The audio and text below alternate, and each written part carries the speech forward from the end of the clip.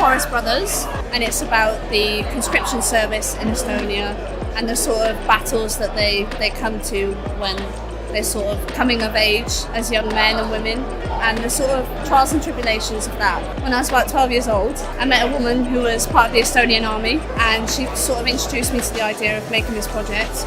And then when it came to this point of the course, I decided that it was a really good time to sort of pursue that idea and develop it as much as I could with the support and guidance of the lecturers.